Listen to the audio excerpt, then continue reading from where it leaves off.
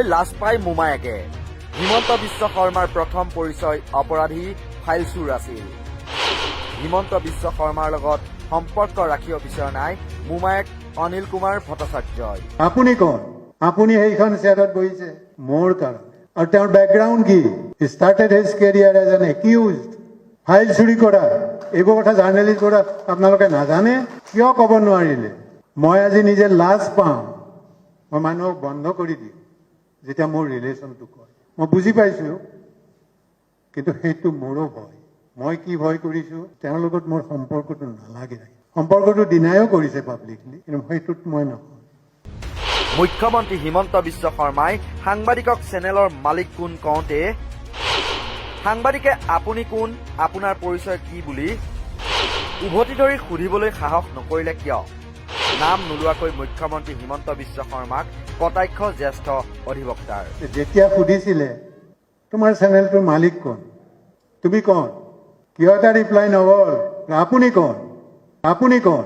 আপুনি সেইখন চেয়াৰত বহিছে মোৰ কাৰণে। আৰু তেওঁৰ বেকগ্ৰাউণ্ড কি? Started his career as an accused.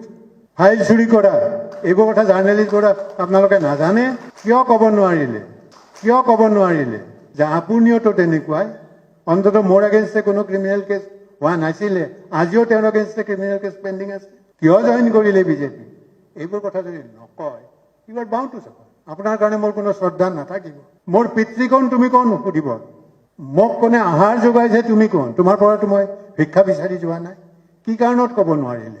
হয়, গুৱাহাটী প্ৰেছ ক্লাবৰ উদ্যোগত সংবাদ মাধ্যমৰ ওপৰত শাসক গোষ্ঠীয়ে চলাই অহা পৰিকল্পিত আক্ৰমণৰ বিৰুদ্ধে অনুষ্ঠিত হোৱা নাগৰিক সভাত অসুস্থ দেহাৰে উপস্থিত থাকি গুৱাহাটী উচ্চ ন্যায়ালয়ৰ জ্যেষ্ঠ অধিবক্তা অনিল কুমাৰ ভট্টাচাৰ্যই তেওঁৰ সম্পৰ্কীয় ভাগিন তথা অসমৰ মুখ্যমন্ত্ৰী হিমন্ত বিশ্ব শৰ্মাক নাম নোলোৱাকৈ বহুখিনি কটাক্ষ কৰে। হিমন্ত বিশ্ব শৰ্মাৰ বিৰুদ্ধে আজিও অপৰাধৰ গোচৰ পেণ্ডিং থকা বুলি দাবী কৰে অনিল কুমাৰ ভট্টাচাৰ্যই। কিয় ক'ব নোৱাৰিলে যে আপুনিওতো তেনেকুৱাই? অন্ততঃ মোৰ এগেইনষ্টে কোনো ক্ৰিমিনেল কেছ হোৱা নাছিলে, আজিও তেওঁৰ এগেইনষ্টে ক্ৰিমিনেল কেছ পেণ্ডিং আছে। কিয় জইন কৰিলে বিজেপি?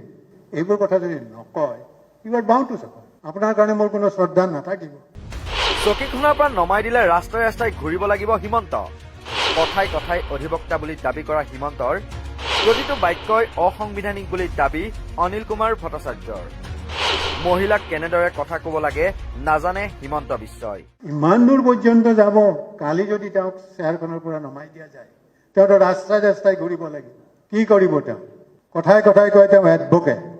কি জানে তেওঁ এডভোকেট? কি কৰে তেওঁ? কনষ্টিটিউশ্যনৰ কথা প্ৰত্যেকটো চেণ্টেন্স আনকনষ্টিটিউশ্যনেল। মাইকী মানুহক কেনেকে কথা ক'ব নাজানে, বয়সীয়াল মানুহ এজনক কেনেকে কথা ক'ব নাজানে, নিজৰ সংগীক কেনেকে কথা ক'ব নাজানে। কি কাৰণত পাৰ্টি বদলাব লাগে? কোৱা তুমি কৈছা কোনোদিন? ভোটাৰ ইজ ডেফিনেটলি এণ্টাইটেল টু ন' যে তুমি কিয় পাৰ্টি হ'ল, and he is bound two চে, কাৰণ মোৰ ভোটেৰে তুমি।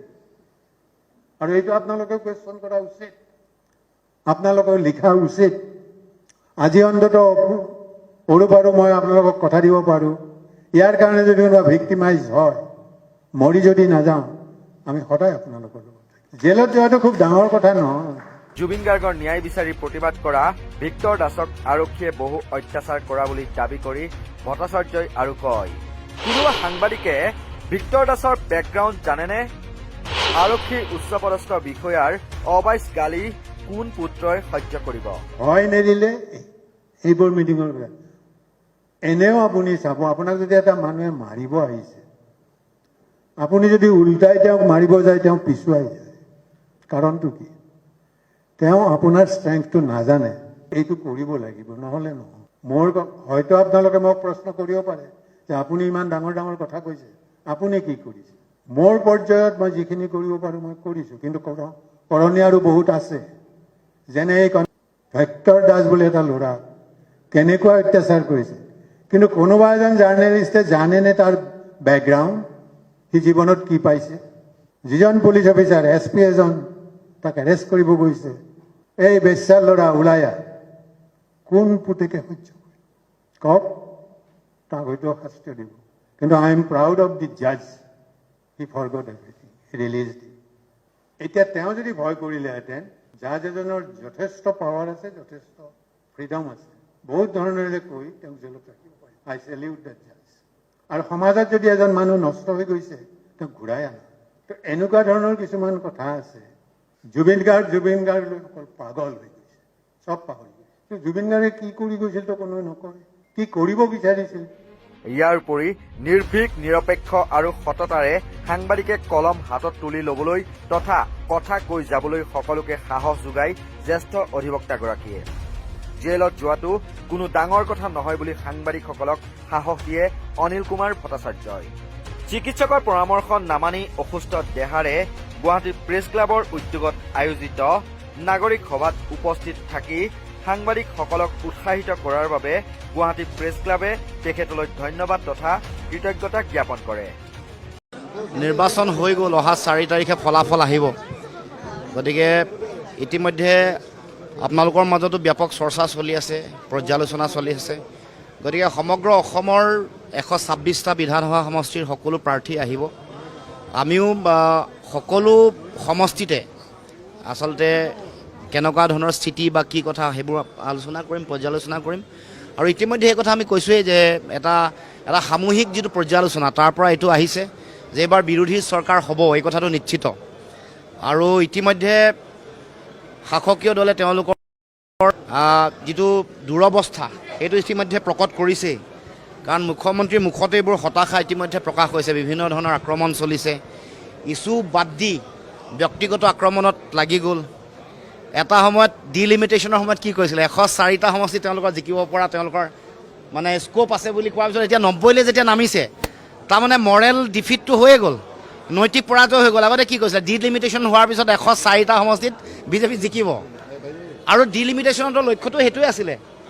তাৰ পাছত ডিলিমিটেশ্যন মানে সমষ্টি পুনৰ নিৰ্ধাৰণ কৰাৰ পাছত যেতিয়া 104টাৰ ঠাইত 90টালৈ নামিব লগা হৈছে অসমৰ মুখ্যমন্ত্ৰী, তাৰমানে গম পাওক যে কিমান মৰেলটো ডাউন আছে। আৰু 100% তেওঁলোকৰ নিজৰ কথাটো গম পাইছে উজনি অসমত কিমান খহনীয়া হৈছে। আৰু এইবাৰ তেওঁলোকে মানে উদ্ধাৰ কৰিবৰ কাৰণে AIDFৰ পৰা প্লেয়াৰ হায়াৰ কৰিব লগা হৈছে। অসম গণ পৰিষদৰ যোগেদি সাম্প্ৰদায়িক তেওঁলোকৰ বি টিম, বিজেপিৰ বি টিমৰ এজেণ্টক AGPলৈ মাতি আনি হায়াৰ কৰিব লগা পৰিৱেশ এটা হৈছে। গতিকে এইবোৰে প্ৰমাণ কৰে তেওঁলোকৰ কেনেকুৱা দুৰৱস্থা চলি আছে। গোটেই AIDFৰ প্ৰাক্তন বিধায়ক বা বিধায়কসকলক মাতি আনি AGPয়ে টিকেট দিয়া নাই জানো। আৰু বিজেপিৰো লক্ষ্যটো হৈ গ'ল যে গণ পৰিষদক নতুন AIDF বনাব লাগে। বিজেপি হৈ গ'ল যে অসম হাতী পাৰ্টিক নতুন অসমৰ নতুন মানে AIDF নতুন ধৰণৰ। কাৰণ আজমলৰ কাম নচলা হৈছে। আজমল এবাৰ নিজৰ সমষ্টিত বেয়াকৈ হাৰিব 40-50 হাজাৰ ডিফাৰেঞ্চত। গতিকে এই গোটেই কথাটো চাই হিমন্ত বিশ্ব শৰ্মাই ভাবিছে যে এইখন মোৰ দোকান মুছলমানৰ ৰাজনীতি। গতিকে গণ পৰিষদক তেওঁ AIDF বনাবৰ কাৰণে এইটো এটা কু অভিসন্ধি কৰিছে। অসমৰ মুখ্যমন্ত্ৰীৰ শেহতীয়া যিটো বডি লেংগুৱেজ, কথা বতৰা, এইবোৰে প্ৰমাণ কৰিছে তেওঁলোক কিমান বেয়াকৈ পৰাজিত হ'ব।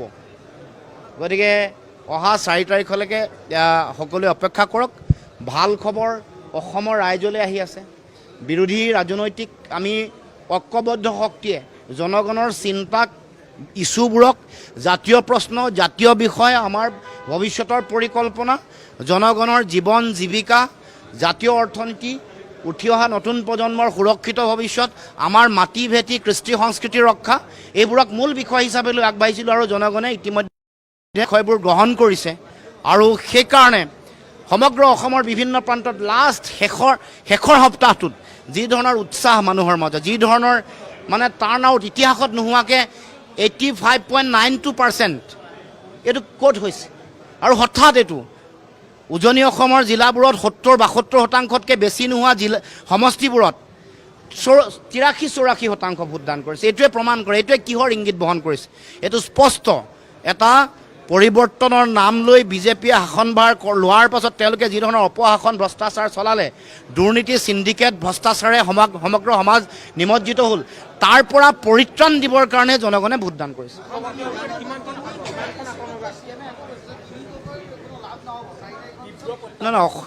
অসমৰ জনগণৰ আকাংক্ষা এইটোৱে প্ৰতিফলিত হ'ব। ইয়াত গগৈ কেন্দ্ৰিক, শৰ্মা কেন্দ্ৰিক ৰাজনীতি তেওঁহে কৰে।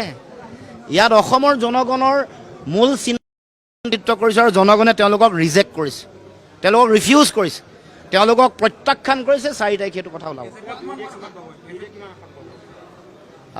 চাওক আমি আমাৰ গোটেই কথাবোৰ পৰ্যালোচনা কৰি আছোঁ, কিমান আসন পাম এই কথাটো এতিয়া ক'ব খোজা নাই, কিন্তু আমি চাই আছোঁ ভাল ফলাফল আহিব।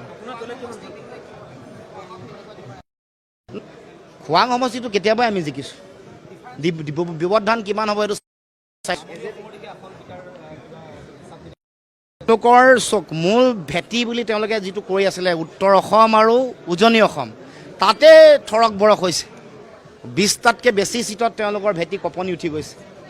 যিবোৰ সমষ্টিত তেওঁলোকে প্ৰতিযোগিতা নহ'ব বুলি ভাবি আছিলে, যেনে ধৰক তিনিচুকীয়া মাকুম, তাত তেওঁলোকে প্ৰবল প্ৰত্যাহ্বানৰ সন্মুখীন হৈছে। তেওঁলোকে কোনো প্ৰত্যাহ্বান আগবঢ়াব নোৱাৰিম বুলি ভবা ডিমৌ মাহমৰা প্ৰবল প্ৰত্যাহ্বান। আপোনাক খবৰ লওক, তেওঁলোকে নভবা মৰিয়নিকে ধৰি আন সমষ্টিৰ 1.5 গাঁও, এইবোৰ প্ৰবল প্ৰত্যাহ্বান। তাতো তেওঁলোকৰ ফলাফল বেয়া হ'ব, এইটো নিশ্চিত। বৃন্দাবনী 20-25 হাজাৰ ভোটত জিকিম আমি। মানে আজমলৰ যিখন বজাৰ চলাই আছে সাম্প্ৰদায়িকতাৰ বজাৰ, এইবাৰ শেষ হ'ব। যোৱাবাৰ ধুবুৰীত শেষ হৈছিলে, এবাৰ তেওঁ নিজৰ গৃহভূমিত মাতৃভূমিত তেওঁৰ যিটো সাম্প্ৰদায়িকতাৰ খেলটো সেইটো সম্পূৰ্ণৰূপে ধূলিসাৎ হ'ব। এইটো তেওঁলোকৰ নিজৰ কথা কৈ আছে। বিজেপিৰ নিজৰ চিটৰ সংখ্যা মুখ্যমন্ত্ৰী হিমন্ত বিশ্ব শৰ্মাৰ নিজৰ অৱচেতন মনত সোমাই আছে যে 20-25 চনতকৈ বেছি নহয়।